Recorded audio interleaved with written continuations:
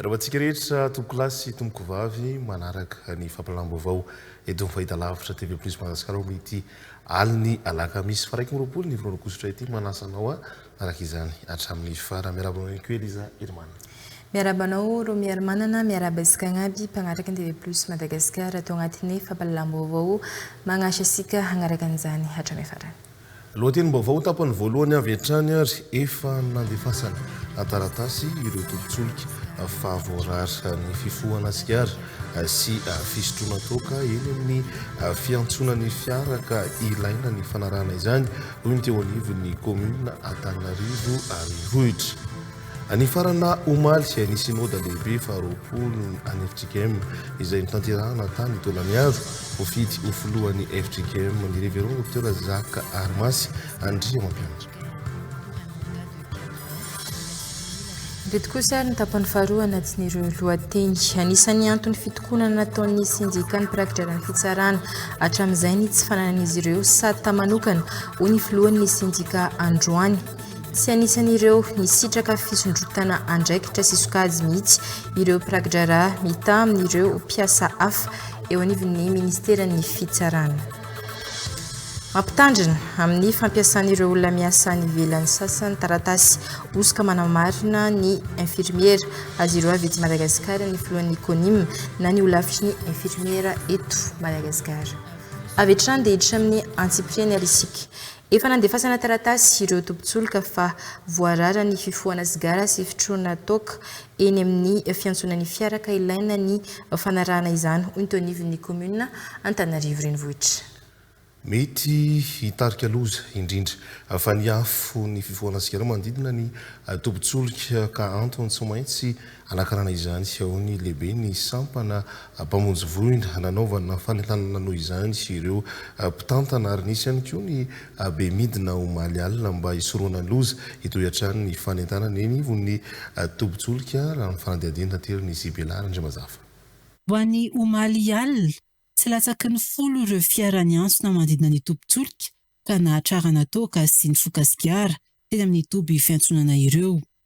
Atahorana hiteraka loza nefa satria tena toerana saripady ny tombin-tsolika ary tsy tokony atao ny fohana sigara sy sotroana toka. Antony mahatonga ny fandrarana sy ny fanentanana eny amin'ireo tombin-tsolika amin'izao hoy ny lehibe ny sampana mpamonjy voina. Fanentanana ny olona, fanentanana ny tompona andraikitra eto anivon'ny station service ary koa fa patsehivana ihany koa hoe ny ambana dia ambony ho an'ny station service amin'ny resaka firehetana, amin'ny resaka mety fipoahana. Ka izay zavatra izay no mila patsehiva satria raha ohatra ka hisotro ivelan'ny station service ny olona tsy ho voafehintsika tompona andraikitra eto anivon'ny station service izay zavatra izay. Hitantsika teo be dia be teo ny mifoka na ny briquet ampirehetana na ny afakasika ampirehetana ireny dia mety hiteraka pitikafo ary ho avy any amin'ilay produit izay ampiasain'ny avy eto amin'ny station service ary hiteraka loza hoavana be ao anatina firehetana izay zavatra izay. Ny station service dia tafiditra tanteraka ao anatin'ny atao hoe mialatsiny amin'ny fiteny baiko hoe installation classée pour la protection de l'environnement. Tafiditra ao anatin'izay izy. Ka rehefa tafiditra ao anatin'izay sokajy izay ny station service dia tafiditra ao anatin'ny fanajana ny atao hoe code de l'environnement. Ao anatin'ny code de l'environnement misy ny resaka incendie dia mandrara tanteraka ny ambana rehetra izay manodidina an'io station service io izay code de l'environnement izay misy ny incendie ao anatiny ka tokony tandrina zany ny rehetrarehetra voakasika ao anatiny izay station service izay. Nanaovana fanentanana noho izany ireo mpitantana sy tompona andraikitra teny amin'ny tombin-tsolika ary nisy ihany koa ny be midina omaly alina mba hisorohana ny loza eny amin'ireo toby ireo eto Antananarivo renivohitra. Itoy hatrany ny fanentanana eny anivon'ny tombontsoloka mba ho fampiarana ny taratasy izay efa nalefa tany amin'ireo tombontsoloka rehetra eto Antananarivo renivohitra. Misy amin'ireo toby moa no misokatra 420 ora amin'ny 420 ora ary misy kosa ireo mikatona amin'ny 7 ora hariva.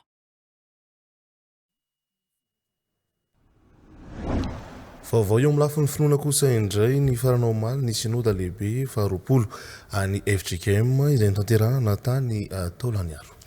Voafidy filohan'ny FJKM ny révérend docteur Zaka Armasy Andriamampianina lehibe indrindra hoy ny filohan'ny FJKM vaovao ny fananana fanetretena sy fahaizana miara-miasa amin'ny hafa raha namarana ny synode lehibe faharoapolo ny FJKM notanterahana tany Taolagnaro sy ny fividianana ireo mpikambana eo anivon'ny mpiandraikitra foibe sy ny bureau foibe FJKM ho an'ny fotoam-piasana vaovao aritra efa taona ny fotoam-piasan'ny birao vaovao. Mamitsinana Andriambololona, Eric Ranefson. Ny farana omaly aogositra ny synode lehibe ny FJKM no tanterahina tany Taolagnaro.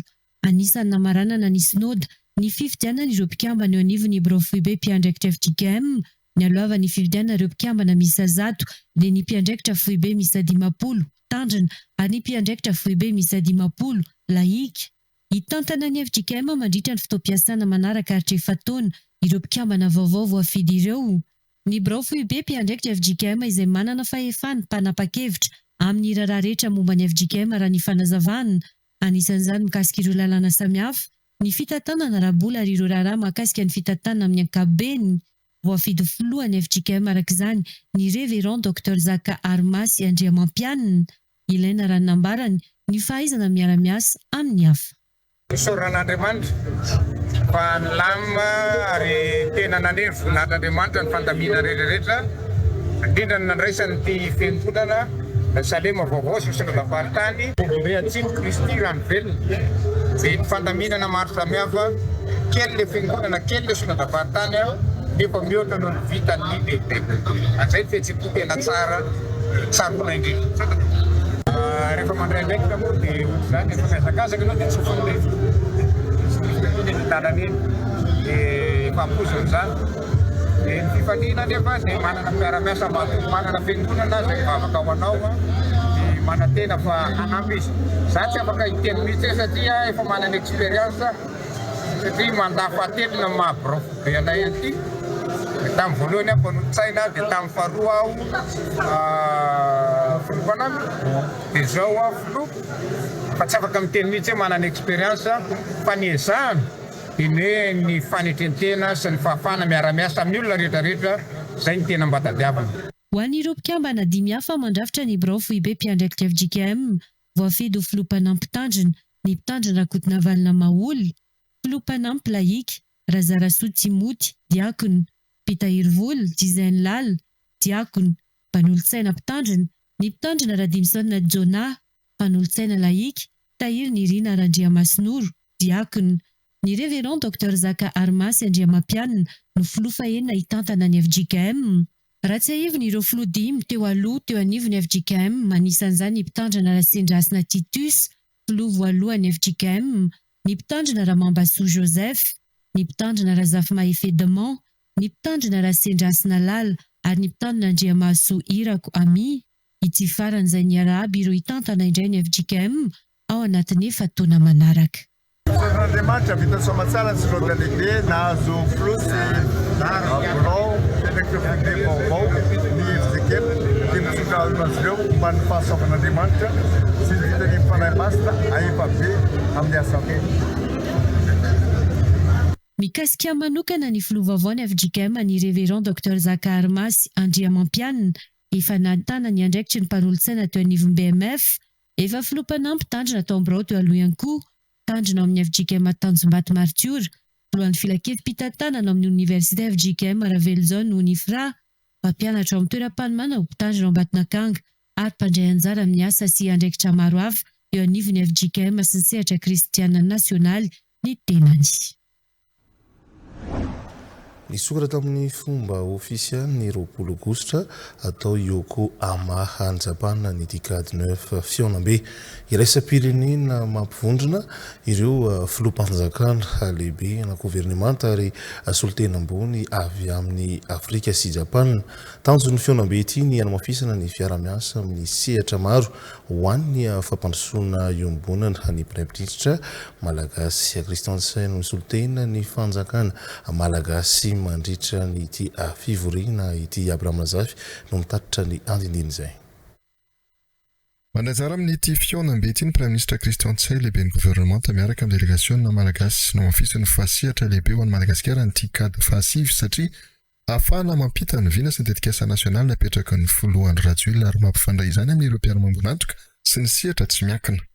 Ny fampiresaka tamin'ny folohan'ny JICA Tanaka Akiko ny Praiministra sy ny ekipany anisan'ny tonihana ny fantarana ny Seranatsambony Tomasiny, ny fampiroboroboana ny fambolena, ny fanatsarana ny sehatry ny angovo azo avoziny ary ny fiofanana sy ny asa ho an'ny tanora sy ny vehivavy. Ny tolakandro dinona tamin'ny Praiministra Japonais Ishiba Shigeru ny Praiministra Christian Tsaina. Ny fatoan'ny resaka ny fanamafisana ny fiaraha-miasa amin'ny indostria, ny fambolena, ny angovo ary ny fotodrafitrasa.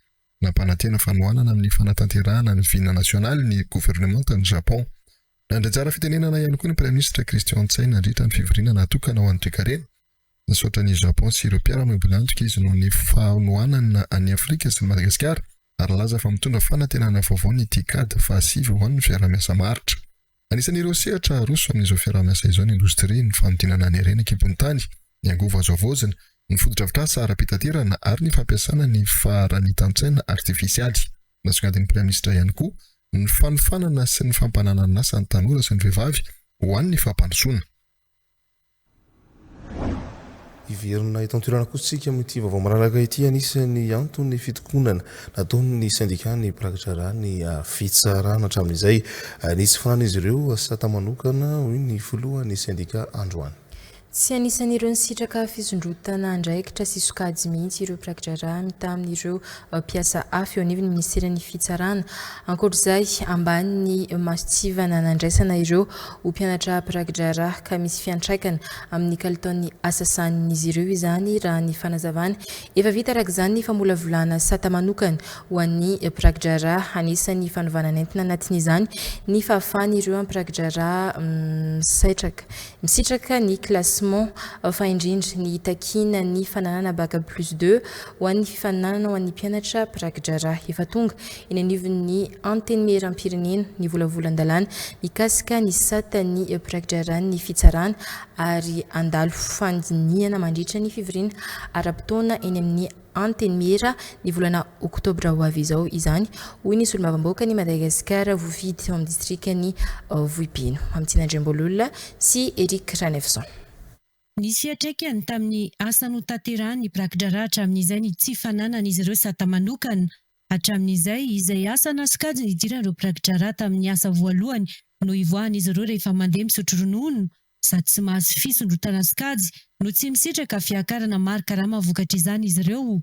Anisan'ireo andro voalohany tamin'ireo fitakiana nataon'ny prakitra hatramin'izay ny tokony hananan'izy ireo sata manokana hoy ny filohan'ny syndika Androany. Efa mivaly amin'ny ampahany io fitakiana io no ny fahavitany ny famolavolana ny sata manokana. Eo fa ny zavatra rehetrarehetra izay takianay hatramin'izay ankoatra ny fanatsarana ny tontolo-piainanay dia nangatanay ihany koa mba ho bac plus 2 ny fidirana ao amin'ny sekoly fanomanana mpitsara sy prakitra manomboka amin'izao izay ho an'izay mpianatra ao prakitra mba ahafahana manatsara ny asan'ny fitsarana.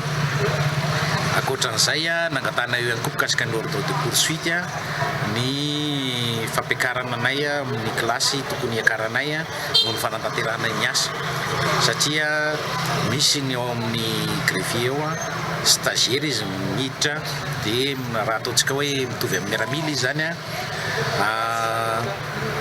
deuxième classe izy ny eo dia deuxième classe izy ny retraite tsy misy fiakarana zany io tsy misy fitsondrotana grady. Anisan'ny nanome tanana tamin'ny famolavolana ny satany prakitra ny solombavambaoka ny Madagasikara voafidy tao amin'ny distrikany Vohipelo Soltsialy.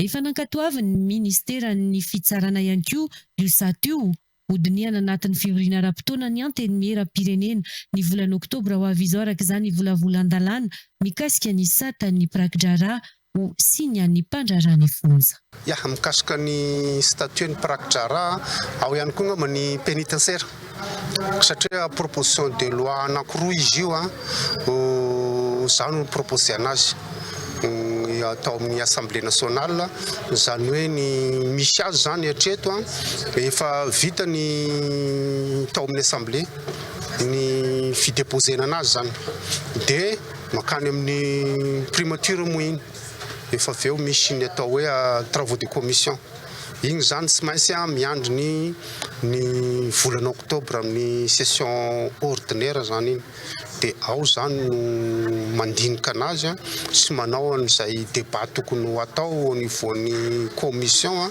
dia aorinan'izay izy hiditra séance plénière. Andrasan'ny sendika ny praikitra rano izany andaniny io sata manokana io mandritra ny fivoriana manaraka ho tanterahany antenimiery raha ny fanazavana tranjy. Araka ny fanatsidika ao anatin'ireo lohatenim-baovao dia mampitandrina amin'ny fampiasan'ireo olona miasa any ivelan'ny sasany taratasy osoka manamarina ny maha-infirmiera azy avy eto Madagasikara. Ny filohan'ny ECONIM manao lavitry ny infirmiera eto Madagasikara. Mifandray amin'ny sehatra iraisam-pirenena ny ECONIM manany lavitra ny infirmiera eto Madagasikara ka tratra daholo izay osoka mandehandeha any ivelany io ny filohan'ny ECONIM mila ny fankatoavana avy aty Madagasikara ny lavitra any ivelany tratra tany Kanada ireo milaza ho infirmiera tsy nahazo fankatoavana avy amin'ny ECONIM ka nanao osoka any an-toerana hoy ny filohan'ny ECONIM Mika Randremolaza ary fidy Rakoto Manalina no mitaritra asika ny andininy izay. Mampitandrina amin'ny fampiasan'ireo olona sasany taratasy osoka manamarina ny infirmiera avy aty Madagasikara. Ny filohan'ny ECONIM manana io lavitry ny infirmiera eto Madagasikara.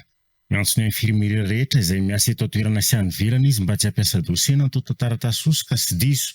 Nambarany fa tratra foana ireo izay manao izany. Any Kanada zao misy tratra manonao foana raha ny nambarany. Nambarany filohan'ny ECONIM fa mifandray amin'ny sehatra iraisam-pirenena ny ECONIM raha ny lavitry ny infirmiera eto Madagasikara. Ka tratra daholo izay osoka mandehandeha any satria mila ny validation avy aty Madagasikara ny lavitra any ivelany. Tsara izy ny mahita asa any ivelany fa tsy tokony mampiasa taratasy osoka. Namafy ny filohan'ny ECONIM fa manimba ny koro ny fampiasana tota taratasy osoka io. Mitoetrany ny ezaka fanatsarana sy fampandrosoana ny koro izay raha miasa amin'ny ministeran'ny fahasalamam-bahoaka sy ireo mpiara-miombona antoka rehetra ho ny filohan'ny ho lavitry ny infirmiera eto Madagasikara. Dia nozatsika ny fampalalam-baovao ary ireo resabe.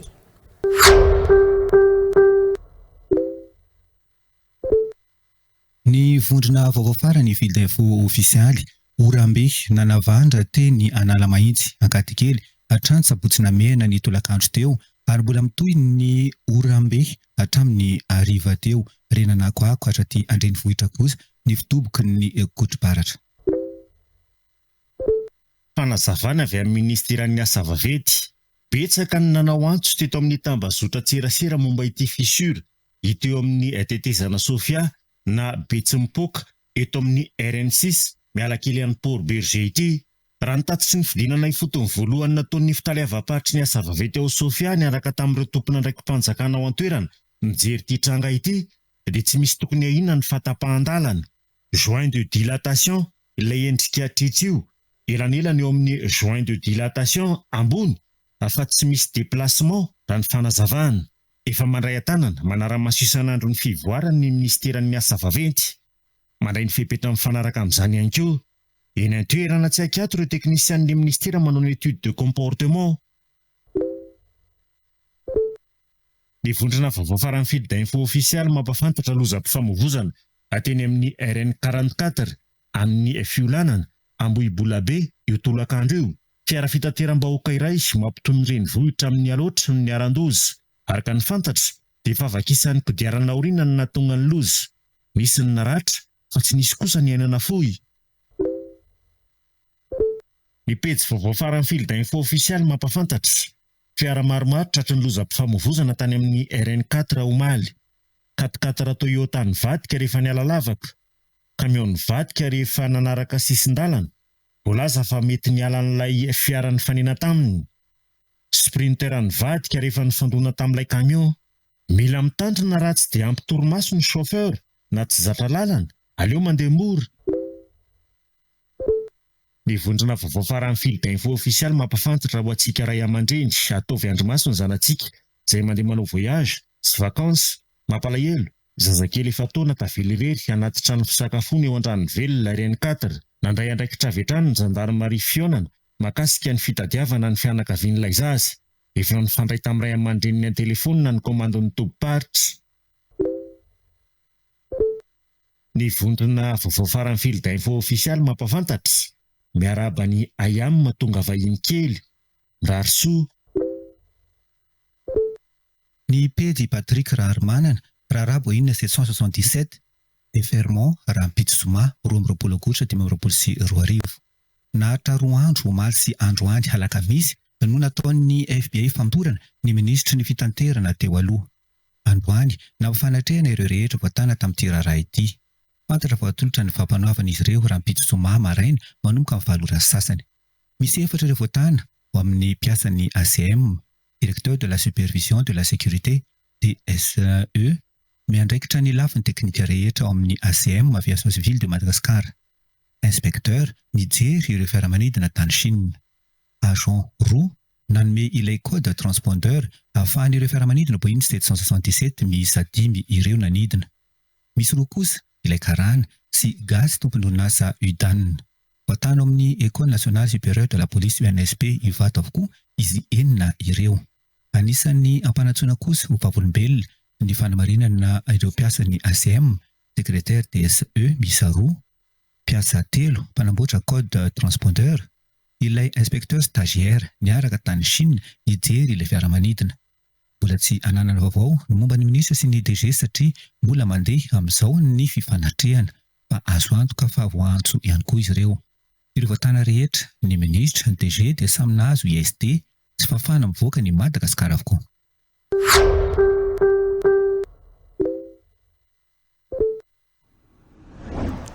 Manodidina ny 20 taona ny fako vokarin'ny Tomasina isan'andro ny fitoerana fanavahana sy fanodinana fako ao Tomasina dia anodina fako 10 taona isan'andro. Misy ireo ahodina ho lasa zezika, ny fako plastika ahodina ho lasa akora ilaina amin'ny fananganana fotodrafitrasa isan-karazany. Ary eo ihany koa ny famokarana arina ekolojika izay isy fiantraikany betsaka amin'ny fiarovana ny ala. Efa ela ity fotodrafitrasa ity no vonona ary sokatra tsy ho ela hoy ny ministry ny tontolo iainana sy ny fahamisoana Lovenjavy nisy ny fanaovantsony fifanaraha mpiara-miasa teo ministera ny tontolo iainana sy ny fandrosoana Lovenjavy sy ny orinasa izay voasafidy hitantana ny ivitoerana fanavahana sy fanodinana fako ao Toamasina. Vavao tateriny Gracia Andresy Toeriny eo amin'ny sariny ivra sata.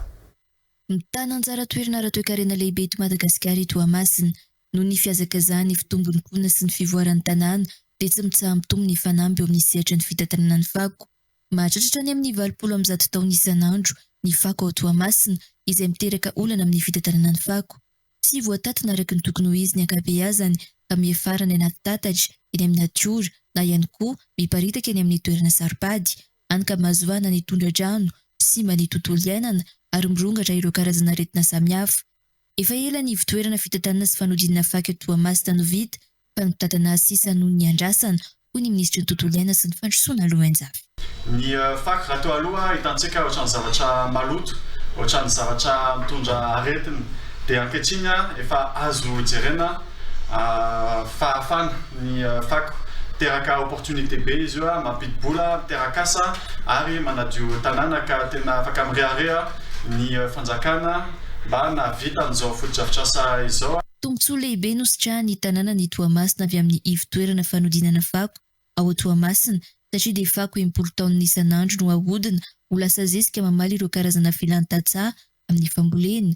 Ny fako plastika ahodina ho lasa akora ilaina amin'ny fananganana fotodrafitrasa isan-karazany ary eo ihany koa ny famokarana arina ekolojika izay isy fiantraikany betsaka amin'ny fiarovana ny ala.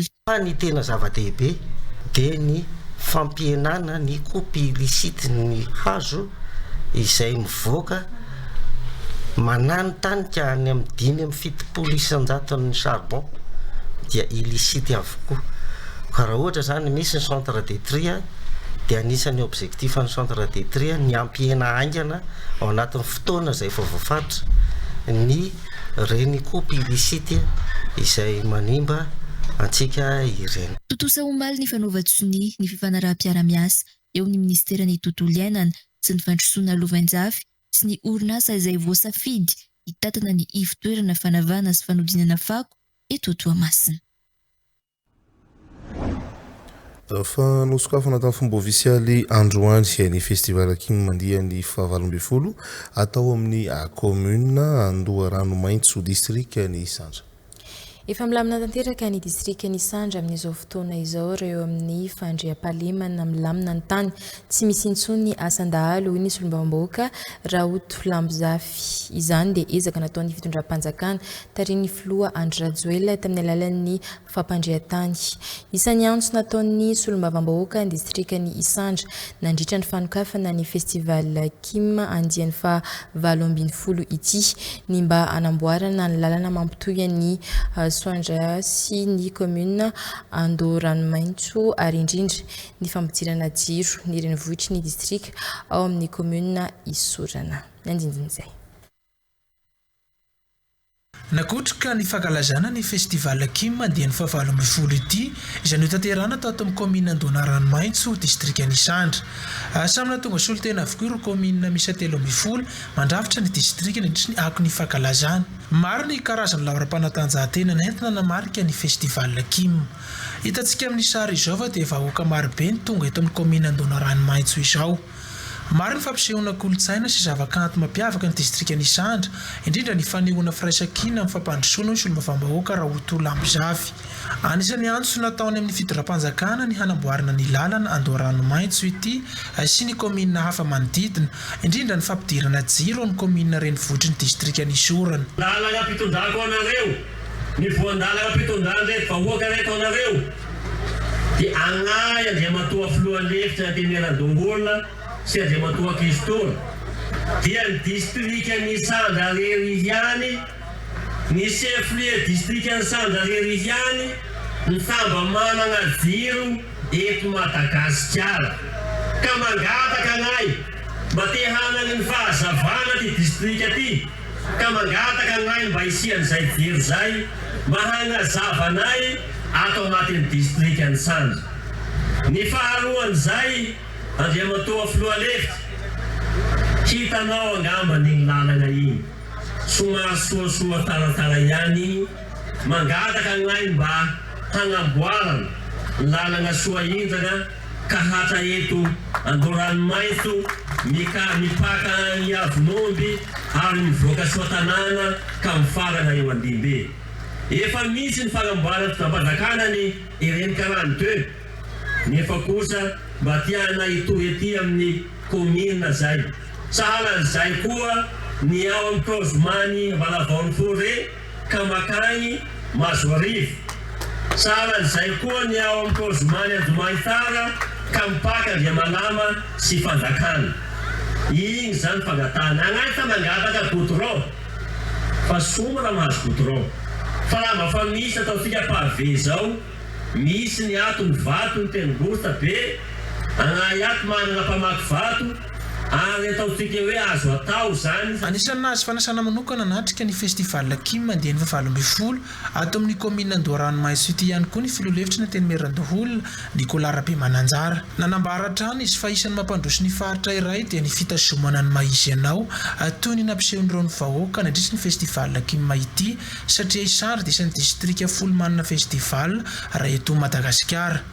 Ny fiarah-miasa sy ny fiarahana misy alay hoy izy no fanohitra mampandroso ny firenena, isan'izany ny commune Andoharanomaitso sy ny distrika ny Isandra iray manontolo. Filoham-pirenena Andry Nirina Rajoelina no nisafidy ny Raoto ny solombavambahoaka aty Isandra.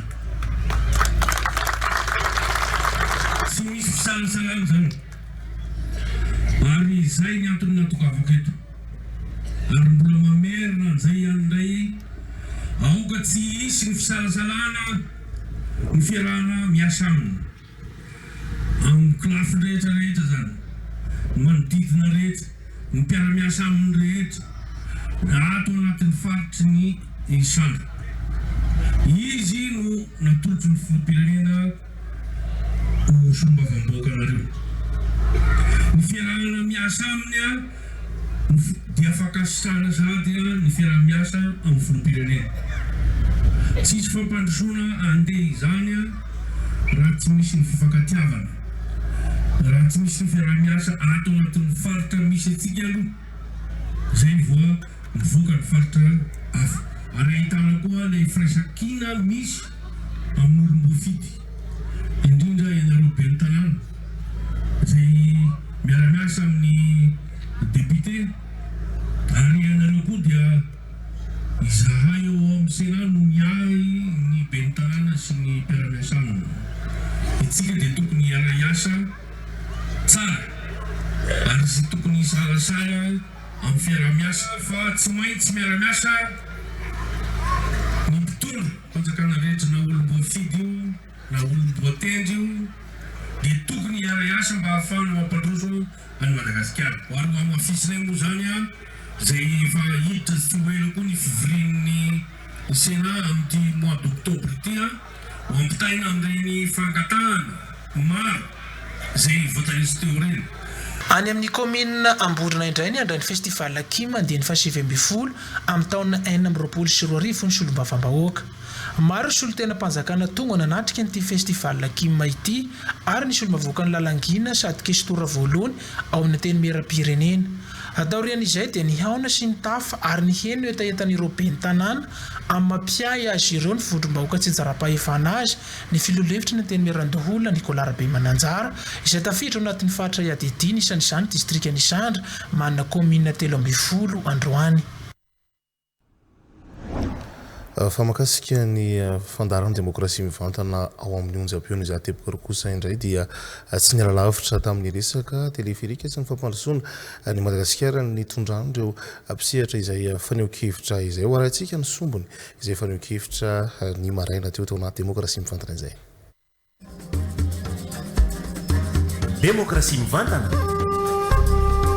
fandarana mivantana amin'ny Radio Plus 100.2 FM. Isanandro amin'ny sivora sy sasany maraina. Oui, Madame Saoundra, avy any Andramanalina, tsy vahaolana amin'ny embouteillage ny fisian'ny teleferika, mbola manefa ny trosa amin'ny ony malagasy any aorinany. Ilainy vahoaka embouteillage vahana, lazaina fa solution amana embouteillage le teleferika. Hitanareo zao fa atao manaizy fotsiny io, sisy embouteillage afaka io. Mampalahelo hoe mbola trosa be aloha amin'ny malagasy io any taona maromaro zany hoe ny zavokely any aoriana zavondoaly kera mbola andinitosany io. Demokrasia mivantana. Hoy kosa Madame Lydia avy any Ambatondrazaka, tsy fantatra na ahitana fiovana sy fandrosoana io teleferika io, fa aleo no mpitondra no hanao ny asany aloha. Hitanareo nanaovana toroferina tany Frantsa io, inona ny antony nanaovana ny hoe nampalaza ny Frantsay le izy, dia tsy fantatra koa io teleferika io ny ampalazatsika ampatanjaka antsika dia mba vavana hoe mba tsara ho andrina amin'ity firenena ty faza maniry ny ratsy, fa aloha babaka mba hanasandatra amin'ity firenena ty amin'ny tsaratsika menakavy tombotsoa imbonana ny karotsika fa aza miara ny tombotsoa olona tokany misotra to. Demokrasia mivantana. Ny fandrosoana dia tokony hatrany amin'ny fisian'ny sakafo ny tsirairay. Hoy Madame Rasoa avy any Fenoarivo. Rehefa tsy tonga any ambilan'ny tsirairay ny fandrosoana izany hoe ampy ny sakafo iray dikan'izay tsy miasa amin'ny fitondram-panjakana. Ny olona tsirairay na mividy bonbon ary dia mando etra. Makaiza zany le etrana aloha. Demokrasia mivantana, fandarana mivantana amin'ny Radio Plus 100.2 FM. Isanandro amin'ny sivora sy sasany maraina. Mitoetra nisika teo anatin'ny fampahalalam-baovao mampiova ny vidim-bary eto Antananarivo, ny voka-bary amin'ireo commune manodidina hoy ireo ben'ny tanàna avy amin'ireo commune ambanivohitra manodidina ny Antananarivo. Olana sedrain'izy ireo isan-taona mantsy ny fampidiran-drano noho ny fampiteny ny to-drano.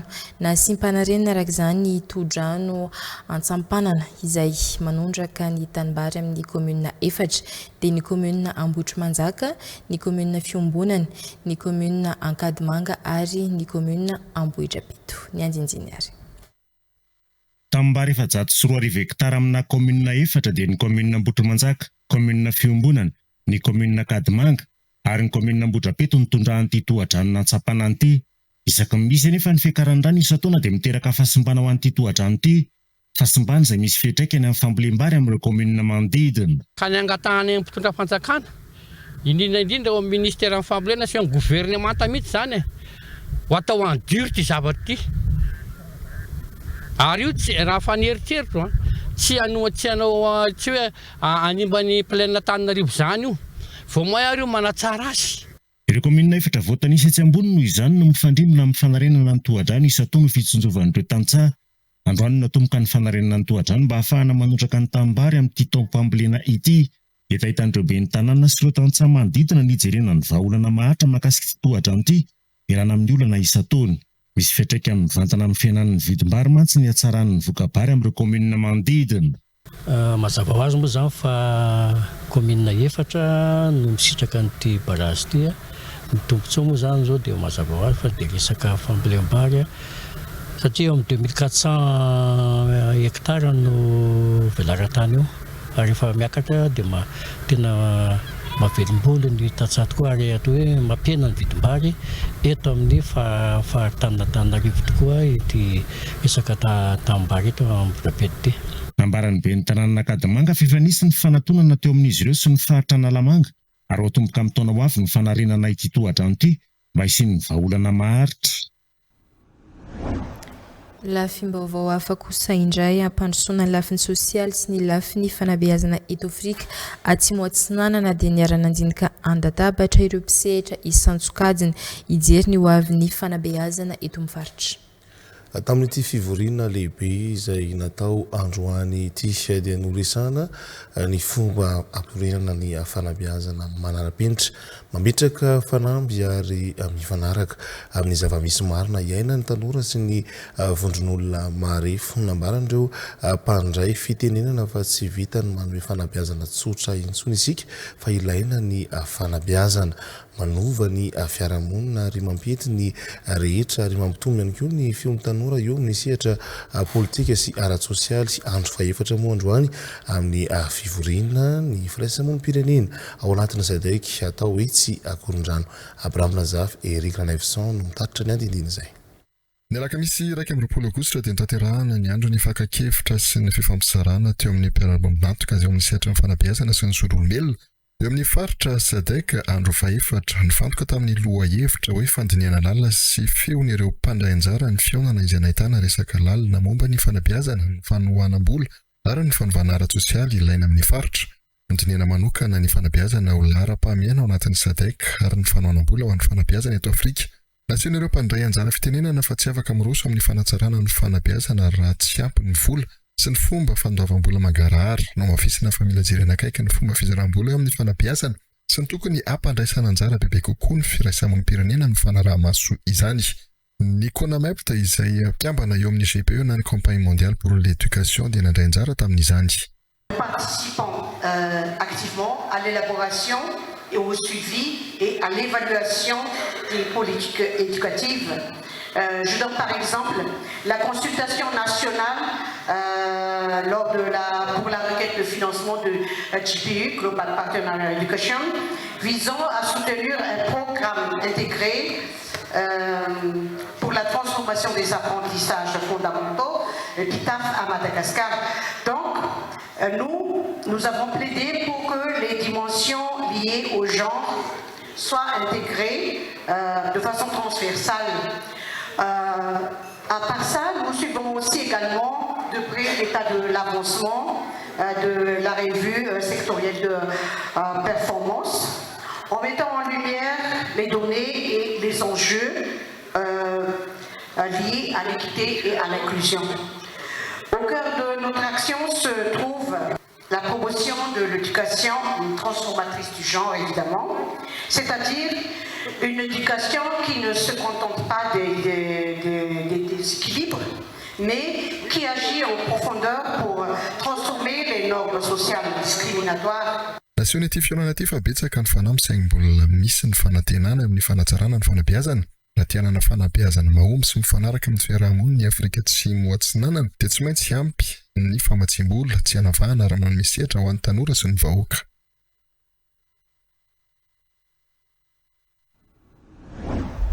Irainantsika ny vaovaon'ny fambolena mbola manana velarantany hatramin'ny 8 tapitrisa hektara azo trandrahana amin'ny setry ny fambolena i Madagasikara amin'izao fotoana izao.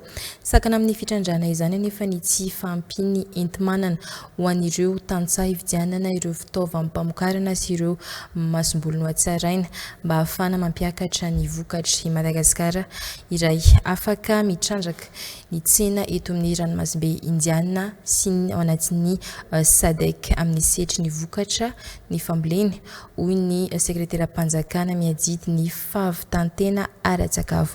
Mitatra an'izay vaovao izay mamitsin'ny Andriambololona ministeriny Eric Kranefson. Efa fiatraika mivantana amin'ny fiovan'ny toetry ny andro amin'ny setry ny famokarana fiainan'ny vokatra isan-taona raha ny fanazavana. Voakasika izany fiainan'ny vokatra izany avokoa ireo karazam-bokatra fihinana rehetra manomboka amin'ny volovary, ireo legioma samihafa fa indrindra ireo vokatra fanondrana. Mbola azo atao tsara nefa ny manarina ny setry ny fambolena ankoatra ny fanitarana ireo velarantany volendreo tantsaha tsy azo ialana intsony ny fampidirana ireo teknôlôjia sy ireo teknika ampambolena vaovao samihafa. Manana velarantany goavana azo trandrahana ho an'ny setry ny fambolena i Madagasikara saingy mbola olana ny fitrandrahana izany hoy ny sekretera mpanjakana misana ny fahaleovantena ara-tsakafo. Tsy manana fahefany mividy ampitombo ireo velarantany volena sy ampiasa ireo teknika ampambolena vaovao sy ny hatsaraina fa indrindra ny fampiasana ireo fitaovana ara teknôlôjia vaovao ny fambolena nefa ireo tantsaha. Paikady iray hoentiny fitondram-panjakana ho fampiroboroboana ny setry ny fambolena eto Madagasikara ny fanatsarana ny rafim-pamokarana amin'ny alalan'ny fampitaovana ireo tantsaha, fampidirana teknika ampambolena maro samihafa fa indrindra ny fandresendahatra ireo tantsaha, ampiasa ireo masom-boly no hatsaraina, ampiakarana ireo karazam-bokatra. Raha vao niatrika ny fivoriam-ben'ny SADC isika tamin'ny alahady lasa teo tamin'ny 17 ny volana aogositra dia anisan'ny nahazo tsindrim-peo sy anisan'ny voalaza voambara matetika ary anisan'ny loha-hevitra lehibe ihany koa izay nobanjinina tao anatin'izay izany hoe fanatsarana ny rafim-pamokarana ny transformation agricole. Fantatsika tsara fa mbola manana velarantany goavana lehibe Madagasikara eo amin'ny 9 tapitrisa hektara eo ny velarantany mbola ananantsika mbola afaka ampiasaina ao anatin'izay. Izany hoe firenena lehibe anankiray afaka mamokatra izany Madagasikara ary tsy mena mita amin'ny hafa ary anatin'izay indrindra moa nametrahana andriamatoa filoham-pirenena izay vita hoe fahaleovantena ara-tsakafo izay ny fampiakarana ny vokatra aloha voalohany indrindra fa eo ihany koa ny fidirantsika amin'ilay fanapariana ny masomboly tsara kalitao satria voalaza n'andriamatoa filoham-pirenena nandritra ny lahateny nataony hoe fampiasan'ny Madagasikara n'izany masomboly tsara kalitao izany fa eo ihany koa ny fidirantsika amin'ny fampiasana ny fitaovam-pamokarana ahafahantsika izany mampiakatra an'izay vokatra izay dia mba i Madagasikara indray no anisan'ny sopotra eo amin'ny famokarana. Anisan'ireo misitraka ny tetikasa fanatsarana ny rafim-pamokarana ho an'ny eto amin'ny faritra Analamanga ny komuna Sabotsina mianaka nazy ireo toa ny fampiroboroboana ny setry ny famokarana ireo tantsaha androany. Arahintsika ireo vaovao tapatapana. Raha ny vaovao voaray dia niditra hopitaly Mamaninombana ilay reny maty zanaka roa tamin'ny afera Ambomalaza. Amin'izao fotoana izao dia misy 7 ireo mbola manaraka fitsaboana noho iny raharaha iny ka ao anatin'izany ny mamany Nombana. Nafindra etsy amin'ny MM Institut Médical de Madagascar etsy ambadiky ny AGRA eo ampitan'ny MAE avokoa izy ireo araka ny fanampo-kevitra izay niraisin'ny fitondram-panjakana mba hanatsarana ny fitsaboana sy ny fandraisana antanana azy ireo. Marina fa raisin'ny fiadidiana ny Repoblika Antanana Mantolo ny fitsaboana sy ny fikarakarana azy ireo ka tafiditra ao anatin'izany ny prise en charge psychologique. Ny gadona eto Madagasikara tamin'ity herinandro ity ireo mpilalao basketball amerikana nakalaza tao anatin'ny NBA toa ny Rito Olivier Anthony sy Fole Silvia mpilalao fahiny tao anatin'ny WNBA. Ity tsekoly sy akany izy ireo anampy sy fampizaratra kefy amin'ireo tanora sy mpakafy ny taranja basketball eto Madagasikara ary akoatr'izay isy ny tetikasa ara-sosialy ataon'izy ireo. Izy ihany koa ny lalao ara-paralahino tanterahany etsy amin'ny lapa ny fandanjahantena Mahamasina izay apostilo 10 aogositra 2024 mandritra ny hetsika fety ny basket miaraka amin'ny NBA. Am'izany no nanambarako ny etaetsika hoe izay Madagasikara, madame secrétaire d'État, tia basketball ny vahoaka malagasy, tia basketball ny tanora any Madagasikara ary anisan'ny sangany amin'ny basketball dia ny ekeny fitondrana Amerikana moa zany fangatahana izany ary eto dia isaorana azy ireo dia tonga amin'izao hetsika ho ataontsika eto Madagasikara izao dia ny hetsika ara-panatanjahantena isy ihany koa ny hetsika ara-tsosialy ho ataon'izy ireo amin'ny fandalovany. Ambara reto vahiny reto fa vatany ho avy eto Madagasikara izy ireo dia nampahafantarina azy ireo ny basketball malagasy atsapany ireto mpilalao fahiny tao anatin'ny NBA reto fa anisan'ny taranja malaza Madagasikara zany fa indrindra izy ireo araka izany ny ambony lentan'ny basketball malagasy sy ny fitiavany malagasy ihany koa ity taranja ity amin'izao fandalovana izao. Know that well, we've been told that it is very popular here. Basketball here as well as football.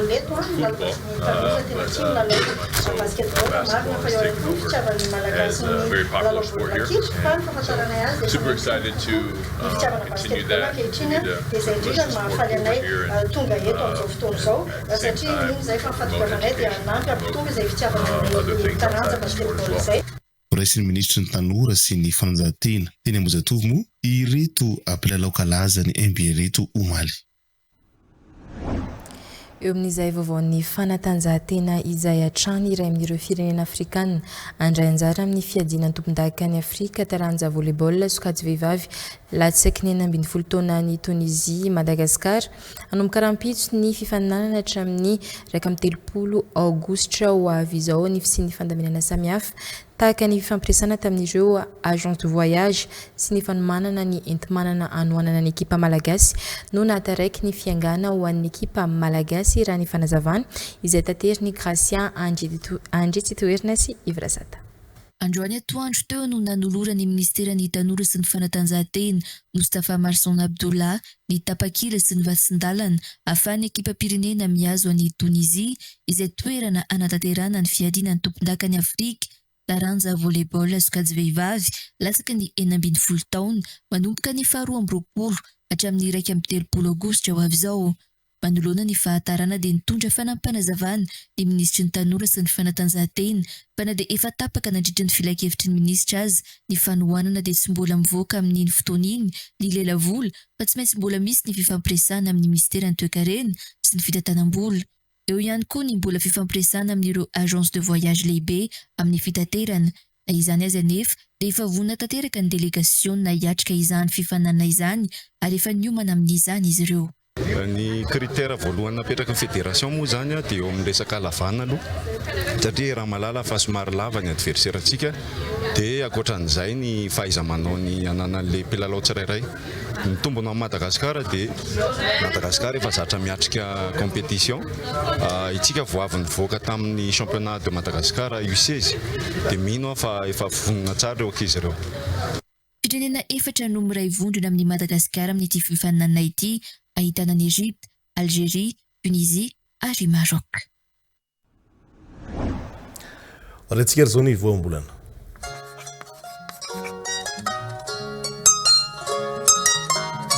Androany dia ity indray no voambolana fatarina ny tena heviny repika. Ny hevitry ny voambolana hoe repika dia itenenana an'ireo olona faly sy ravo no sady mandiha ary mitsinjaka. Amin'ny teny frantsay ny ilazana azy dia hoe heureux et dansant. Avy amin'io voambolana io koa no ahazona ilay teny hoe totorepika izany hoe dimanao totongotra amin'ny tany tsy akijanona.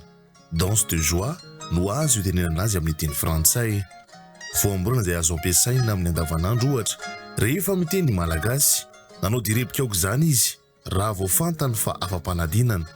Hitantsika ihany koa io voambolana io ohatra ato anatin'ny fifehezanteny manaraka ity faly sy repika aoka izany ny vahoaka malagasy ny tsena ny filoham-pirenena teny amin'ny seranam-piaramanidina Ivato voningadina teny an-toerana ny tenany. Rehefa izay ary ny dikany hoe repika dia azontsika malagasy tenenina amin'ny andavanandro ty voambolana ity rehefa miteny malagasy. Sarobidi ny teny malagasy ary fahaizana ny mafy azy TV+ Madagasikara.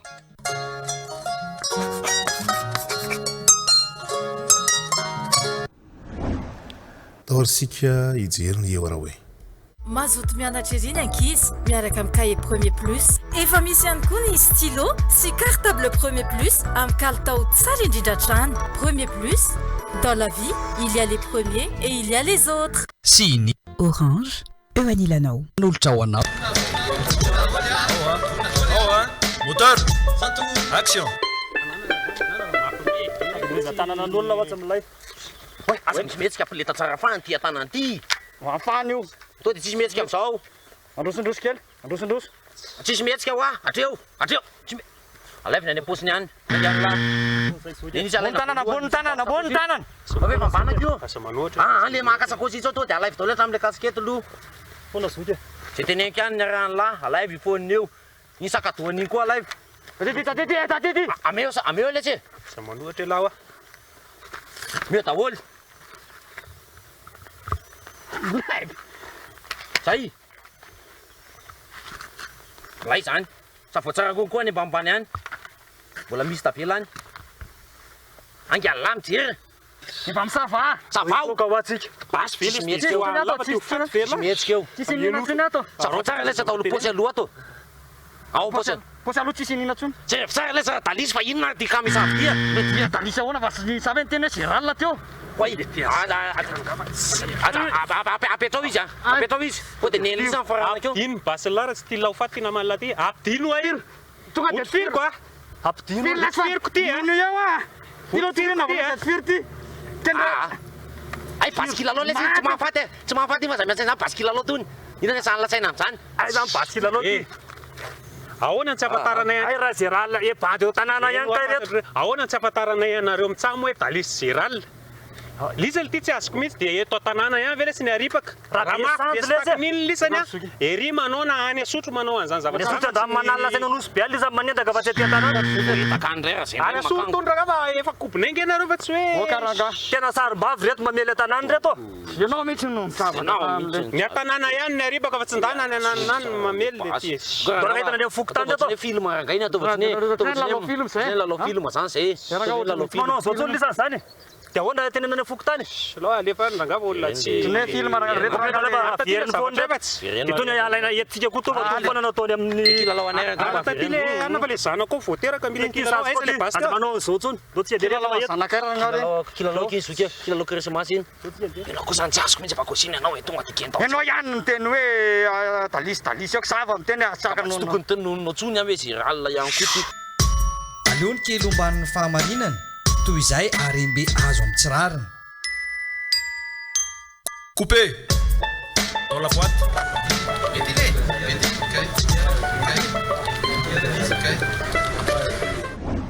Zay no metrahako ny veloma Eliza Hermanina kosa hitondratsika ny songadina.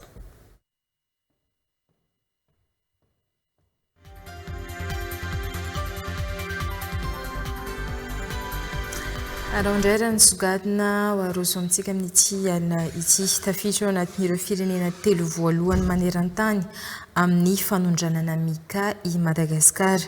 Ny fitrandrana mika anefa no tena ahitana fampiasana zaza tsy ampy taona betsaka hoy ny ONG Terre des Hommes ho an'ny taona 2024 efa tafakatra 1000 ariary ireo zaza tafiditra ao anatin'izany. No ny fantranana amin'ireo faritra ireo no mahatonga ny zaza ampiasaina amin'ny fitrandrana. Mila jerena manokana ireo faritra izay ahitana tranga maro amin'ny fampiasana zaza tsy ampy taona, indrindra ny fanomezana taona ireo ray aman-dreny mba hialana amin'izay fahasahiranana izay hoatrany ity fikambanana tsy miankina Terre des Hommes ity. Sibilanandre mazava no mitatitra antsika ny antsiprian'izay. Amin'ireo faritra maina sy any atsimon'ny nosy no tena ahitana ny fitrandrana ny mika eto Madagasikara.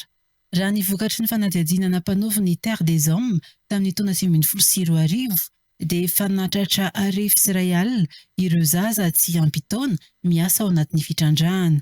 Tao amin'ny distrikan'i Betroka ny tena nahitana betsaka ireo tranga fampiasana zaza tsy ampy taona ireo. Mahalona ny fahantrana sy ny fahasahirana ireo ray aman-dreny any amin'ireo faritra ireo no mahatonga ny zaza lasa ampiasaina amin'ny fitrandrahana mika raha ny fanadihadiana hatrany. Maro amin'ireo zaza ihany koa no mety tratrany tsy fanjari-tsakafo. Mahalona ny zava-misy no mahatonga ny fikambanana tsy miankina manao antsoavo indrindra ny mpitondra ametraka ny drafitra ho fanohanana ireo ray aman-dreny indrindra ireo miaina any amin'ny faritra fitrandrahana ny mika. Ankoatra ny fametrahana ireo fanohanana ny maha olona sy ny sekoly ho an'ireo mpianatra any amin'ireo faritra ireo, tena ilaina ny ezaka manokana avy amin'ny mpitondra malona ny zava-misy. Cette journée mondiale des aides humanitaires, nous on voudrait faire appel aux acteurs humanitaires, mais surtout au gouvernement, d'apporter des appuis suffisants à ces régions pour que les parents puissent nourrir leurs enfants de manière qualitative et quantitative, mais également pour pouvoir subvenir aux besoins en éducation de leurs enfants. Voilà pourquoi cette journée est très importante pour nous, pas seulement pour Terre des Hommes, mais surtout pour les enfants qui sont dans les situations très difficiles dans ces régions où l'accès à l'eau est précaire, l'accès à l'agriculture est précaire. Donc tout ceci englobe et démontre la synergie entre l'aide humanitaire et le développement en vue de mettre en place une résilience de la communauté. Amin'izao andro iraisam-pirenena ho an'ny fanampina ny maha-olona izao dia mila jerena manokana ireo faritra izay tena ahitana tranga maro amin'ny fampiasana zaza tsy ampy taona, indrindra ny fanomezana tohana ho an'ireo ray aman-dreny mba hialana amin'ny fahasahiranana ho hiatrany ny talen'ny programa. Faritra telo, Anosy, Androy ary Iorombe no tena ahitana fitrandrahana mika eto Madagasikara. Tompolaizy tompoko vavy izay mamaragna fampahalalam-baovao teto amin'ny TV Plus Madagasikara tamin'ity hariva ity ankasitrahanareo sy nisaraka taminay hatramin'ny farany. Veloma tompoko.